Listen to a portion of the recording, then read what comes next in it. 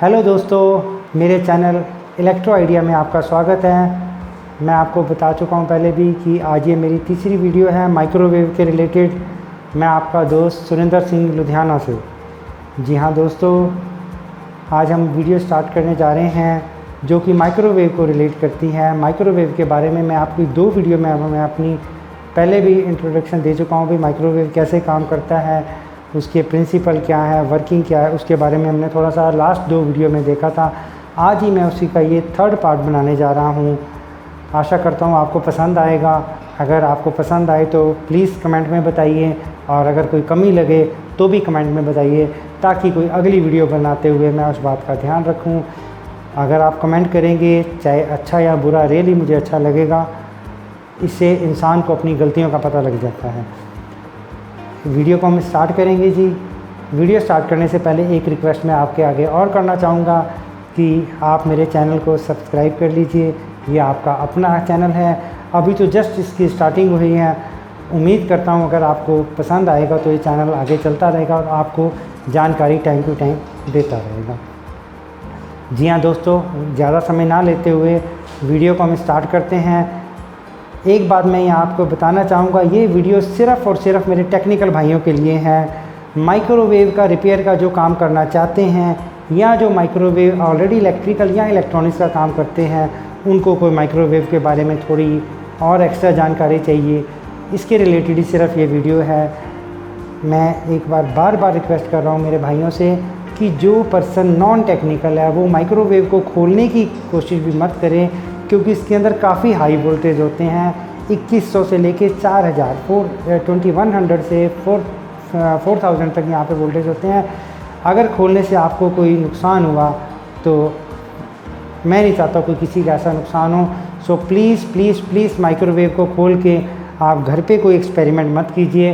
अगर आपका माइक्रोवेव किसी का घर पे ख़राब है तो ये वीडियो सिर्फ जानकारी के लिए है। आप उसको किसी टेक्निकल अपने आस पड़ोस में या आपके जानकारी में कोई अच्छा माइक्रोवेव का टेक्नीशियन है तो उसको दिखाइए, ताकि वो टेक्नीशियन भाई आपका माइक्रोवेव रिपेयर कर सके और आपको कोई नुकसान ना हो। प्लीज़ माइक्रोवेव के पीछे भी अगर गलती से आपका कभी मूड बन जाए, मैं माइक्रोवेव खोल के मैं देख लेता हूँ, तो एक बार उसके पीछे स्टिकर लगा होता है वार्निंग वाला, वो ज़रूर पढ़ लीजिए। सो प्लीज़ इसे टेक्निकल सर्विस इंजीनियर ही माइक्रोवेव को खोलें। Thank you. जी हाँ दोस्तों, अब हम इस वीडियो को स्टार्ट करते हैं। हाउ टू रिपेयर माइक्रोवेव, और इसकी फॉल्ट फाइंडिंग के बारे में थोड़ी जानकारी हम हासिल करेंगे। सबसे पहले मैं इसकी आपको वायरिंग के बारे में थोड़ा समझाना चाहूँगा कि हमारी वायरिंग कैसे होती है। सबसे पहले जो हमारी 220 वोल्ट है वो न्यूट्रल और फेस कैसे चलती है। इसमें सबसे पहले जो हमारा न्यूट्रल है वो सीधा हमारा पीसीबी पे जाता है। जो हमारा फ्रंट पे पीसीबी है इसमें न्यूट्रल सीधा चला जाता है। और हमारा जो इसका फेस है वो सबसे पहले इसमें एक 10 एम्पेयर का फ्यूज़ लगा होता है यहाँ पे स्टार्टिंग में। इस फ्यूज़ से होते हुए ये हमारी जाती है जी थर्मोस्टेट पे। ये थर्मोस्टेट हमारा मैग्नेट्रॉन के ऊपर कसा होता है, और इसका जो टेम्परेचर होता है वो तकरीबन 180 डिग्री टेम्परेचर होता है या 160 डिग्री टेम्परेचर होता है, ताकि कभी भी मैग्नेट्रॉन ओवर हीट हो जाए, इसका टेम्परेचर 180 डिग्री से ज़्यादा चला जाए तो ये कट हो जाए। थर्मोस्टेट कट होने की वजह से माइक्रोवेव टोटली बंद हो जाता है, इसकी सप्लाई डिस्कनेक्ट हो जाती है, चाहे वो आगे पैनल को या माइक्रोवेव सेक्शन को जा रही हो या इसके इधर ग्रिल सेक्शन को जा रही हो, ये सप्लाई कट हो जाती है। इसके बाद ये सीधा हमारा एक पीसीबी में जाता है, जो इसकी मेन एक पीसीबी में फेस चला जाता है और एक हमारे स्विच में चला जाता है, जो कि बाद में हमारे ट्रांसफार्मर में स्विच के थ्रू जाता है। अब यहाँ पे हमारे न्यूट्रल फेस जो इसके पीसीबी में पहुँच जाते हैं। पीसीबी में सबसे पहले कि स्टेप डाउन ट्रांसफार्मर लगा होता है, जो कि मैंने आपको लास्ट वीडियो में बताया था। ये 220 वोल्ट इसके प्राइमरी इनपुट होते हैं, और सेकेंडरी में इसके अंदर 12 या 13 वोल्ट एक सप्लाई होती है। ये मॉडल टू मॉडल वेरी करता है, और 5 से लेकर 6.5 वोल्ट हमारे एक सेकेंडरी में अलग वाइंडिंग की होती है। जो ये 6.5 वोल्ट बने होते हैं, इसको आगे इसके आगे 5 वोल्ट 7805 रेगुलेटेड आईसी लगा के उसको 5 वोल्ट कन्वर्ट कर दिया जाता है, जिससे ये सारी पीसीबी ऑपरेट होती हैं। और रिले को ऑपरेट करने के लिए जो 12 वोल्ट सप्लाई बनती है वो हमारे रिले के ऑपरेट के लिए लगी थी। यहाँ पे 12 वोल्ट के 2 रिले लगे होते हैं। यही 12 वोल्ट हमारे डिस्प्ले सेक्शन को भी जाते हैं। ये होता है जिसका बेसिक एक पहले स्टार्टिंग वायरिंग जो मेन, उसके बाद ये जो वायरिंग है हमारी, ये 220 वोल्ट एक रिले के थ्रू, एक न्यूट्रल हमारा ट्रांसफार्मर को सीधा चला जाता है और 220 वोल्ट हमारे एक रिले और डोर स्विच के थ्रू, इन दोनों के सीरीज़ में होती हुई ट्रांसफार्मर को जाती है। डोर स्विच के थ्रू इस करके, ताकि इसका डोर जब भी ओपन हो तो इसकी सप्लाई कट हो जाए, और रिले के थ्रू जब हमें इसे डोर क्लोज़ होता है, हमारा सर्किट कंप्लीट हो चुका होता है, और रिले जब इसको कमांड रिले को मिलती है तो ये फेस इसका इस ट्रांसफार्मर को 220 वोल्ट मेन ट्रांसफार्मर को दे देते हैं। लास्ट वीडियो में आपको बताया गया था, एक बार फिर आपको रिपीट कर देता हूँ इसी के बारे में। ये जो ट्रांसफार्मर है ये एक स्टेप अप ट्रांसफार्मर होता है। ये इस वोल्टेज को, इसमें वैसे सेकेंडरी 2 वोल्टेज होते हैं, 2 आउटपुट निकलते हैं। एक निकलती है हमारे 2100 वोल्ट 2100 हाई वोल्टेज आउटपुट होते हैं, जो कि इसका एक एंड ग्राउंड होता है, बॉडी के साथ जुड़ा होता है सेकेंडरी का, और सेकंड हिस्सा जो हमारा सेकंड और इसकी आउटपुट है वो हमारी इस पॉइंट से, ये एक बार एक्स्ट्रा थिम्बर लगा होता है, इसके पॉइंट बना होता है, यहाँ पे ये जाती है। इसके बाद एक हाई वोल्टेज फ्यूज़ लगा होता है जो कंडेंसर में चली जाती है। इसकी एक सेकेंडरी आउटपुट में एक और वाइंडिंग होती है जो कि मात्र 3 वोल्ट यानी 3 वोल्ट या 3.3 वोल्ट की 10 एम्पेयर की एक सप्लाई होती है, जो हमारी सीधी मैग्नेट्रोन को चली जाती है। मैग्नेट्रोन के बारे में हम थोड़ा बाद में पढ़ेंगे, मैग्नेट्रोन क्या है, कैसे काम करता है। ये जो 3 वोल्ट हैं ये हमारे चले जाते हैं मैग्नेट्रोन को, और इधर से एक हमारे हाई वोल्टेज थ्रू कंडेंसर, जैसे मैंने आपको पहले बताया था, यहाँ से हमारे 2100 वोल्ट बनते हैं। वो हाई वोल्टेज फ्यूज़ एक लगा होता है 1 kV का, ये 1 किलोवाट का इसमें फ्यूज़ लगा होता है, और इसके एम्पेयर होते हैं 0.65 एम्पेयर, 5 यहाँ पे मैं गलत बोल गया जी, 5 kV का फ्यूज़, 5000 वोल्ट का एक फ्यूज़ लगा होता है, और इसके जो एम्पेयर होते हैं ये 0.65 या 0.5 एम्पेयर का फ्यूज़ होता है, जो कि मेरी कंडेंसर के एक एंड पे जाता है। इसके कंडेंसर के सेकंड एंड पे 2 टर्मिनल लगे होते हैं, एक पे हम हाई वोल्टेज डायोड को ग्राउंड कर देते हैं, और एक जो हमारी आउटपुट यहाँ से निकलती है वो हमारी मैग्नेट्रोन पे जाती है। बेसिकली ये एक वोल्टेज डबलर सर्किट बना होता है। जिन भाइयों को इलेक्ट्रॉनिक्स की जानकारी है वो उसे उनको पता होगा भी AC के हम वोल्टेज डबलर सर्किट कैसे बना सकते हैं। कंडेंसर और डायोड के थ्रू हम वोल्टेज डबलर सर्किट बना सकते हैं, लेकिन ये वोल्टेज को ज़रूर बढ़ाता है लेकिन करंट को नहीं। एम्पेयर बहुत कम एम्पेयर में वोल्टेज इसके बढ़ते हैं, और ये एक वोल्टेज डबलर सर्किट है जो कि हमारी मैग्नेट्रोन की रिक्वायरमेंट होती है। इसको चलने के लिए अप्रॉक्सीमेट 4000 वोल्ट AC चाहिए होते हैं। वो 4000 वोल्ट यहाँ से वोल्टेज डबलर के थ्रू इसमें चले जाते हैं, और हमारे 3 वोल्ट इसके फिलामेंट को जाते हैं। एलिमेंट मैग्नेट्रोन के अंदर एक फिलामेंट होता है जो कि इसकी ट्यूब को गर्म करता है, और फिर उसमें से हाई वोल्टेज जाने से रेडिएशन निकलती है जो फूड को कुक करती है। ये तो हो गया जिसकी इनपुट और ट्रांसफार्मर की आउटपुट की जानकारी। अब इसमें मेन पार्ट है हमारा ट्रांसफार्मर। अब हम थोड़ा ट्रांसफार्मर के बारे में समझेंगे, ट्रांसफार्मर की टेस्टिंग के बारे में समझेंगे। आज सॉरी मेरे पास मल्टीमीटर यहाँ पे अवेलेबल नहीं है, शॉप पे है, और ये वीडियो मैं घर से बना रहा हूँ। सो मैं आपको ओरली इसकी जानकारी दूंगा ट्रांसफार्मर के बारे में, ट्रांसफार्मर कैसे काम करता है।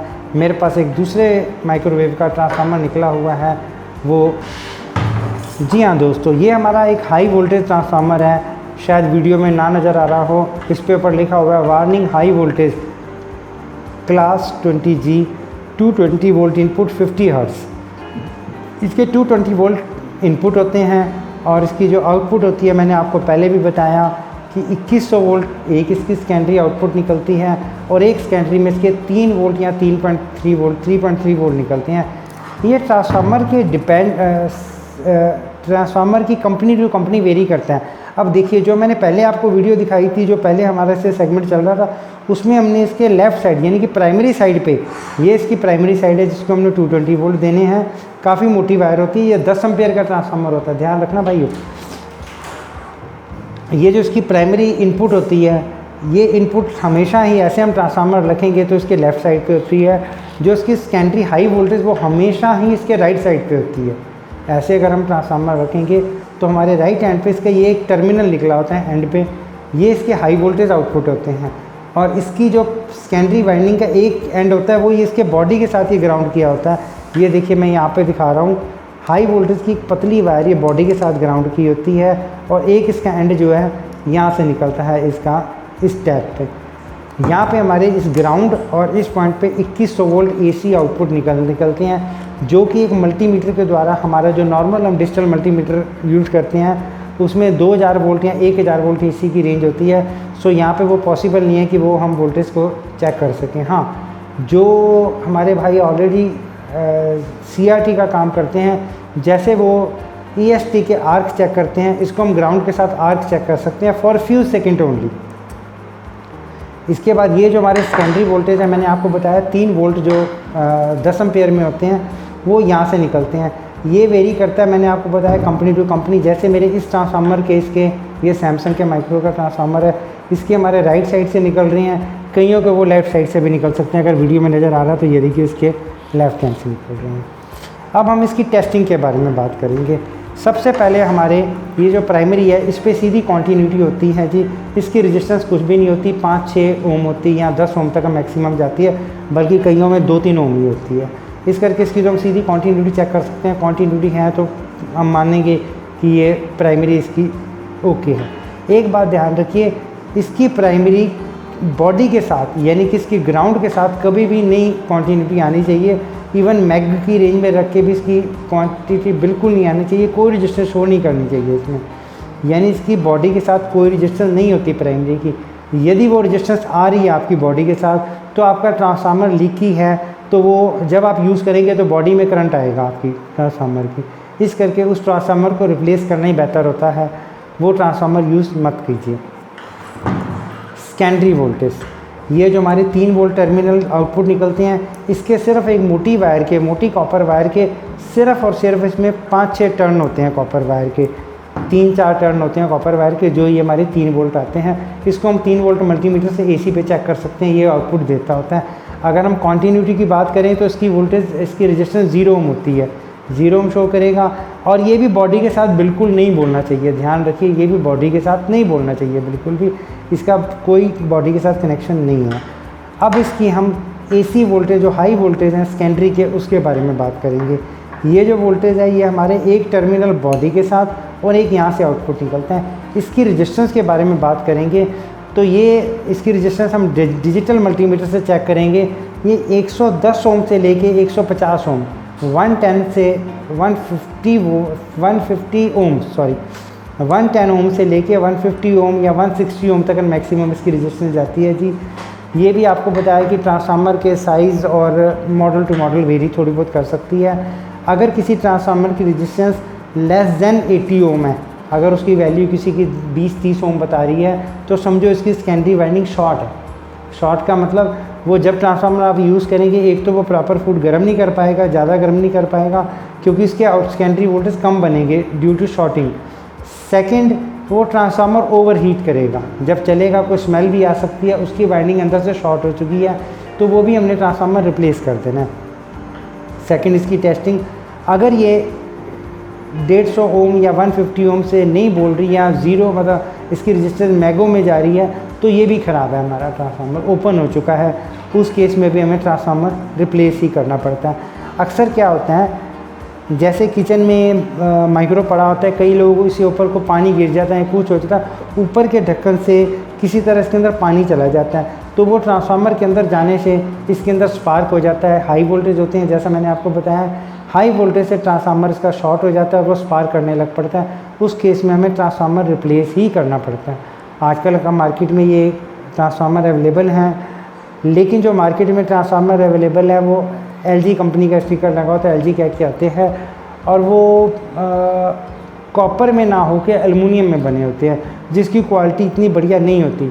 अगर हम नेशनल के माइक्रोवेव की बात करें, जो पुराने मॉडल नेशनल के जितने आते थे, उसमें सब में कॉपर वाइंडिंग वाले ही ट्रांसफार्मर होते थे, कॉपर वायर वाले ही ट्रांसफार्मर होते थे, जिनकी क्वालिटी आज भी एज़ गुड एज़ परचेज के टाइम पे जैसी गुड थी वैसी गुड क्वालिटी होती है।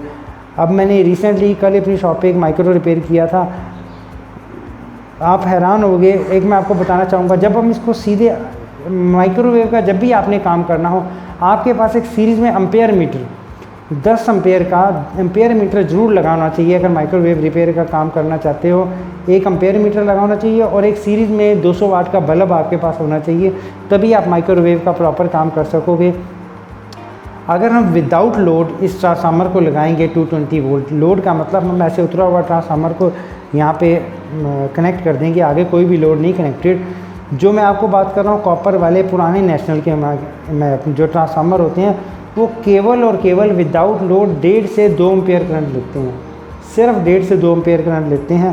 और जो एल्युमिनियम वाइंडिंग वाले आजकल आ रहे हैं, कंपनियों में भी एल्युमिनियम वाइंडिंग के आ रहे हैं, कई कंपनियों में आ रहे हैं जिसकी प्राइमरी जो वाइंडिंग है वो एल्युमिनियम की है और जो सेकेंडरी है वो उसकी कॉपर की है।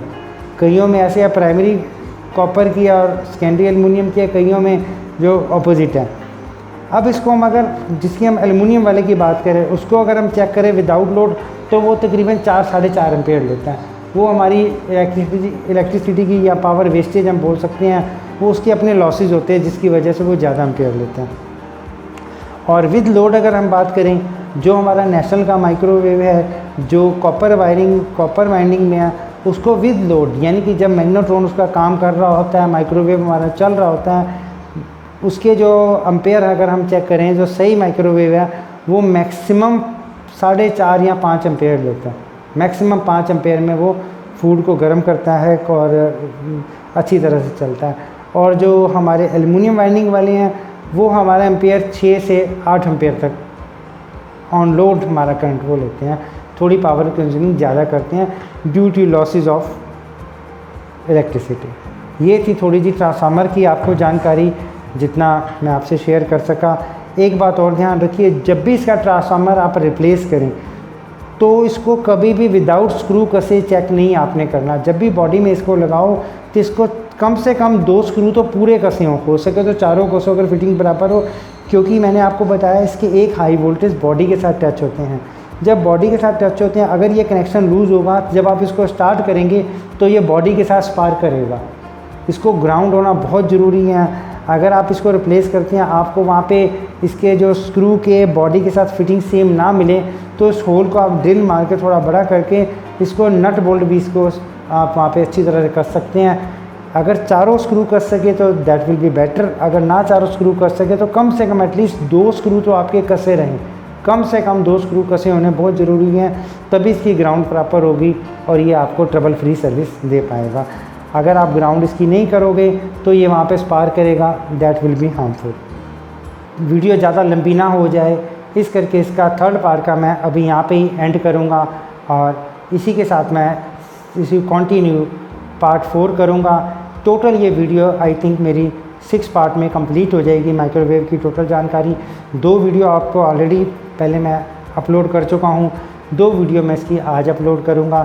थर्ड पार्ट आप इसका देख चुके हैं और इसका 4th पार्ट मैं जल्दी आपके सामने पेश करूँगा। थैंक यू भाइयों, जुड़े रहिए मेरे चैनल के साथ।